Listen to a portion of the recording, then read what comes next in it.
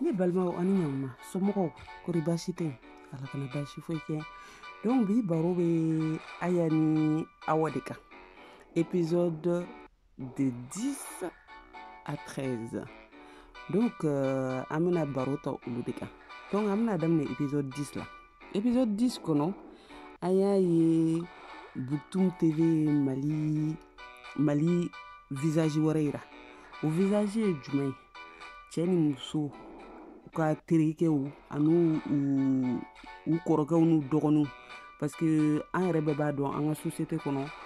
i cɛ dɔgɔninw n'u teriw olu y'i cɛ olu bɛ se k'i wele ma chérie mon amour a donna ta a bɔra ta an ka chérie n'a kirite karata donc o kulonkɛninw b'an ni ɲɔgɔn cɛ comme mamuso ni mɔdenw ka kulonkɛninw o b'an ni ɲɔgɔn cɛ o yɛrɛ bɛ société kow ja ɲɔgɔn bolo an bɛ kow ja ɲɔgɔn bolo ten mais sisan o ko ja ɲɔgɔn bolo dɔw hakilinata bɛ kɛ ko wɛrɛ ye o ko la o du cɛ man ɲi parce que a dabɔra mun kama c'est pour que an ka ɲɛnajɛ comme mamuso ni mɔdenw ka kulonkɛ ninnu ani mɔkɛw en fait grand-parents ni u petits enfants ka kulonkɛ ninnu quoi a dabɔra o de kama donc n'a fɔra ko mɔgɔ dɔw b'o ta k'o kɛ fɛn wɛrɛ ye ou bien k'a fɔ ka ɲɛ b'u u terikɛw ou bien u terimuso muso n'u cɛw fɛ o fana y'a damatɛmɛ wale dɔ ye donc ne kɔni bɛ mɔgɔw a ka kɛ muso ye a ka kɛ cɛ ye parce que a bɛ côté fila ninnu bɛɛ la donc pour que il faut que mɔgɔw k'u janto nin yɔrɔnin in na dɔɔni ka se ka kɔlɔsili kɛ mɔgɔ min ka intention ye fɛn wɛrɛ ye mun tɛ nin kulonkɛ in ye donc nin épisode la Aya bɛ Awa bolo pour que ale bɛ fɛnw dɔw ye Awa ɲɛ tɛ mun na parce que Ahmed comme o tɛ so kuma bɛɛ donc heureusement nin buramuso sugu b'ale bolo mais dɔw dun u ɲɛ tɛ fɛn na ou bien u ɲɛ b'a la et puis a bɛ se ka kɛ ko wɛrɛ y'u bolo quoi donc a y'aw janto aw yɛrɛ la nin ko sugu ninnu na parce que a dabɔra fɛn min kama a ka n'o yɔrɔnin dépasser quoi ne kɔni hakilinata y'o yɔrɔnin na nin ko in ye quoi donc bɛɛ k'i janto i yɛrɛ la parce que fɛn min don a ka caman ne yɛrɛ kɔni y'a ka caman mɛn terimuso cɛ ani terikɛ cɛ cousine cɛ ani cousine muso a bɛɛ de b'a la ani cousin muso a bɛɛ de b'a la sugu bɛɛ donc an ka attention nin ko ninnu na quoi donc ka jateminɛ kɛ parce que a ma dabɔ o kama pour que a mɔgɔw ka ɲɔgɔn tɔɔrɔ cogo sugu dɔ la quoi donc sisan an bɛna épisode 11 la épisode 11 in diyara ne ye parce que a kumara santé de kan quoi a kumara santé de kan parce que an yɛrɛ bɛɛ b'a dɔn santé ye fɛn min ye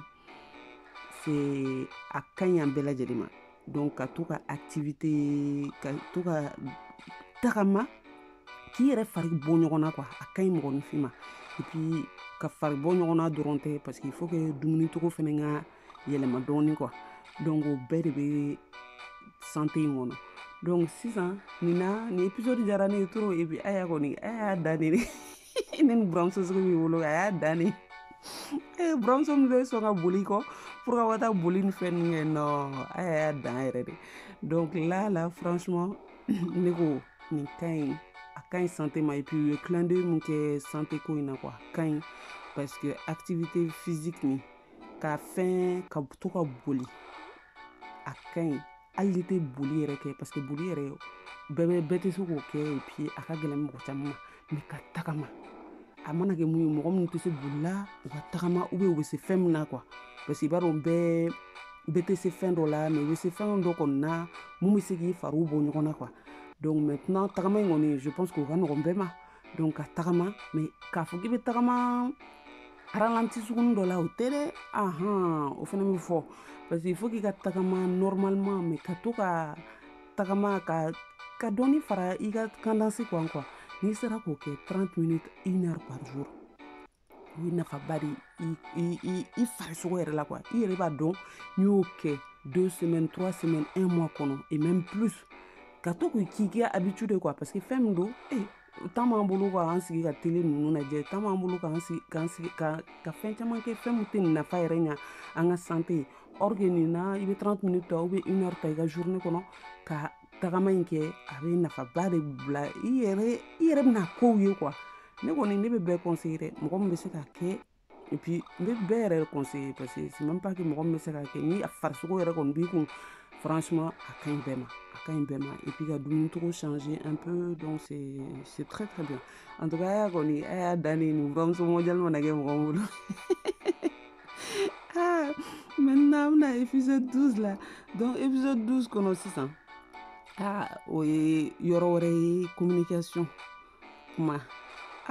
donc sisan anw musow anw bɛ fɛn caman jateminɛ ka tɛmɛ cɛw kan parce que cɛw olu tɛ u janto fɛn caman ninnu na anniversaire date nin san in de la an kun bɛ ɲɔgɔn fɛ nin san in de la den sɔrɔla o fɛn caman bɛ tɛmɛ olu kunkolo kan généralement ka tɛmɛ musow kan quoi donc nin na awa kɔni awa jo bɛ Amɛd la zen na awɔ Amɛd jo tɛ nin na fewu san kelen mariage e ɲinɛra o kɔ san kelen dɔrɔn Amɛd non nin cɛ man ɲi fewu parce que ni mɔgɔ min ɲinɛra san kelen kɔ san kelen aw marié la dɔrɔn e ɲinɛra fɛn bɛɛ kɔ et puis fɛn bɛɛ tigɛra fɛnɛ k'a fɔ aw kun bɛ taa restaurant ni cinéma ninnu na u bɛɛ ka tigɛ mɔgɔninfin na ten yɔrɔnin kelen san kelen kɔnɔ o fana cɛ man ɲi i b'a dɔn nin défaut caman de bɛ an ka mɔgɔ ninnu na parce que ni marié la dɔrɔn i bɛ kɛ soparlan de so kɔnɔ o dun fana cɛ man ɲi mɔgɔ si tɛ soparlan donc a ka di bɛɛ bɛɛ ka bɔ i kun bɛ mun kɛ i kun bɛ activité wɛrɛ min kɛ furu o kɔrɔ tɛ le fait que n k'an sigi so n k'an fɛn ni mɔgɔ de bɛ ɲɔgɔn fɛ donc furu a fɔra de n ye mɔgɔ sɔrɔ mɔgɔ min bɛ n dafa an bɛ ɲɔgɔn dafa donc maintenant ne bolo dɛ n m'a fɔ mɔgɔ wɛrɛ ne yɛrɛ kɔni hakilina t'a la donc furu ye mun ye an bɛ ɲɔgɔn dafa donc an bɛ ɲɔgɔn dafa kun min na donc sisan sokɔnɔna ni ko ninnu na donc i bɛ muso labɔ donc aw kun bɛ minnu kɛ yan'aw ka furu ne yɛrɛ kɔni t'a dɔn foyi b'o bali mun de b'o bali ne kɔni t'o dɔn mun de b'o bali den t'aw bolo foyi ka t'aw ka sortiniw kɛ hali ni den b'aw bolo a y'a bɛ so kɔnɔ o tɛna mɔdenni garder o tɛna mɔdenni ta donc ne yɛrɛ kɔni ne ɲɛ tɛ foyi de la mun bɛ se ka bi na k'a fɔ ko ka muso empêcher cɛ bɛ mun kɛ ni furu kɛra ka ban mun bɛ kɛ ko tɛ kɛ bilen quoi ne yɛrɛ kɔni ɲɛ tɛ foyi de la n'a ka d'aw ye a bɛ se ka taa ka boîte la taga la n'a ka d'aw ye a bɛ taa ka restaurant la taga la n'a ka d'aw ye a bɛ taa ka cinéma taga la n'a ka d'aw ye fɛn fɛn ka d'aw yɛrɛ ni ye quoi parce que bɛɛ n'i ka fɛn diya ye fɛn et puis aw yɛrɛ de kɔni b'a dɔn mun de y'aw gɛrɛ ɲɔgɔn na et puis fɛn min kun ka d'aw ye donc ne yɛrɛ kɔni bolo o tɛ vraiment o tɛ koba ye ko min bɛ kɛ ko parce que i muso bɛ tan ne a furula il faut que n k'a kɛ soparlan ye non mais sisan kɔni ɲɛ b'a la fɛnɛ mɔgɔ caman nin bɛ ka fɔ dɔw de ma minnu ma hakili changer fɔlɔ sinon mɔgɔ caman kɔni y'a hakili changer parce que minnu furulen don n'u cɛw bɛ bɔ u bɛ kow kɛ mais c'est comme ça c'est ça qui est bien donc mɔgɔ tɛ se k'a fɔ k'i bi mɔgɔ kɛ soparlan ye ten c'est pas la peine o kɔni tɛ bibi in tile la bilen aw bɛ bɔ de aw bɛ communiquer ka aw ka kow kɛ tout ça la mais aw fɛnɛ hakilina a ye fɛn dɔ kɛ o kun tɛ hakili ma fɛn parce que k'a fɔ nin fɛn sugu yɛrɛ dɔrɔn na i b'i ka minɛnw ta ka t'i ka so nin ma se nin na a ɲinɛra mais i kun bɛ se k'a lasigi fɛnɛ ka kuma fɔ a ye karisa i ɲinɛra nin kɔ machin après i bɛ se k'i ka malɛninw k'a la mais k'a fɔ k'i bɛ i ka minɛnw ta ko ka taa so nin kɔni ma se nin na parce que voilà mais nin fɛnɛ défaut ba bɛ an musow la parce que kelen ni fila ko minɛnw ta ka to so kelen ni fila n bɛ n ka minɛnw ta ka to so non nin ma se nin na ne bolo fɛn min don bon c'est important mais a ma se nin degré la k'a fɔ ko i b'i ka minɛnw ta ka so surtout san kelen mariage i yɛrɛ ɲuman na san kelen dɔrɔn dɔ in ɲinɛra donc e fɛnɛ ɲinɛra donc il faut pas que a ka nin fɛn sugu cɛ man ɲi donc a ye nin dabila a sɔnna minnu na awɔ cɛ côté la ni muso côté la donc muso tɛ soparlan ye musow fɛnɛ a ye voyage ba in dabila aw so ni aw cɛla cɛ donc sokɔnɔna o fɛnɛ tɛ voyage kɛla ye donc a ye nin dabila donc maintenant an bɛna épisode 13 la donc épisode 13 la awa de jo tɛ épisode 13 yɔrɔ la dɛ an muso an bɛ souvent an bɛ ɲɛbɔ an tɔɲɔgɔnw fɛ an bɛ ɲɛbɔ mɔgɔ minnu bɛ kuma minnu fɔ an bɛ ɲɛbɔ olu ka kumakan ni fɛn ninnu fɛ Mais il faut faire attention. Attention bɛ yɔrɔ min na bɛɛ mɔgɔw ka vie tɛ kelen. I b'i hakili to i yɛrɛ de ka vie la. E ka vie de i ka vie ye. Mɔgɔ lamɛn et puis minnu bɛ passer mɔgɔw bara o ti ɲɛ sira la o. Ne yɛrɛ kɔni bolo o ti ɲɛ sira la. I bɛ se ka mɔgɔ lamɛn mais maintenant k'a fɔ k'i b'i ka vie calquer a tigi ka vie kan.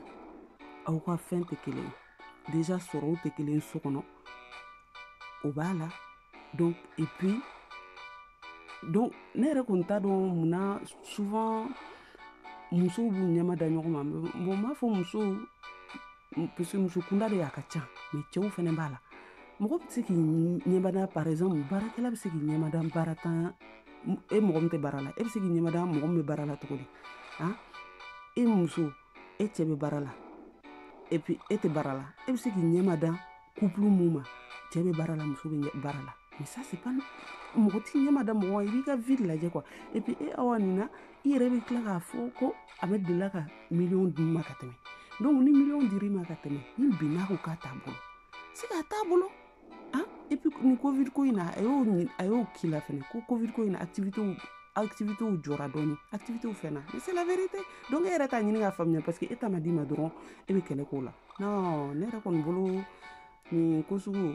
man ɲi nin ko sugu man ɲi hali dɔɔni donc aw miiri fɛn dɔw la bi ka di mais sini fɛnɛ bɛ se ka goya dɔɔni et puis sini fɛnɛ bɛ se ka ja tuguni donc a y'aw miiri o ko sugu ninnu na et puis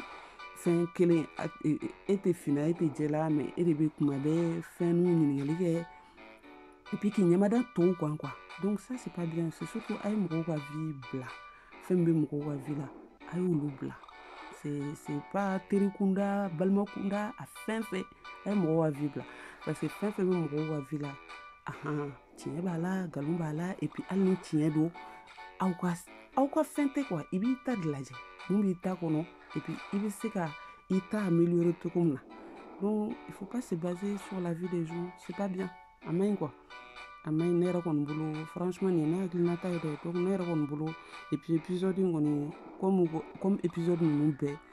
hakilinata de don k'a di mɔgɔw ma donc ne yɛrɛ kɔni bolo a ɲana parce que bɛɛ k'i janto i yɛrɛ la quoi bɛɛ k'i janto i yɛrɛ la k'i kalifa i yɛrɛ la c'est important donc sisan kɔni Bukutuni TV ko sera yɔrɔ min na tan mɔgɔ bɛɛ bɛ ka ye teriw bɛ ka ye cousinw bɛ ka ye donc a t'aw jija sisan an fana ka Amɛdi ɲɛda ye ou bien a ko bɛ cogo di depuis a daminɛ la an kun bɛ Aya ni Awa dɔrɔn de donc o faamuyara n y'o fɔ n ka revue dɔ yɛrɛ la o faamuyara donc maintenant comme mɔgɔ wɛrɛw bɛ ka don a la munna an tɛ Amɛdi ɲɛda ye donc aw yɛrɛ min bɛ ka ne lamɛn aw yɛrɛ hakilinata ye mun ye o ko la a t'a ɲɛfɔ ne ye an ka jɛ ka u ɲininka munna tɔw ɲɛda bɛ ka ye sisan Amɛdi ɲɛda tɛ ye donc bile ni ne kun bɛ ne bolo k'a fɔ aw ye bi donc a k'an bɛn siɲɛ wɛrɛ en tout cas prenez soin de vous et puis a k'an bɛn surtout aw kana ɲinɛ dɛ a y'a partager et puis a y'aw abonner aw kana ɲinɛ a k'an bɛn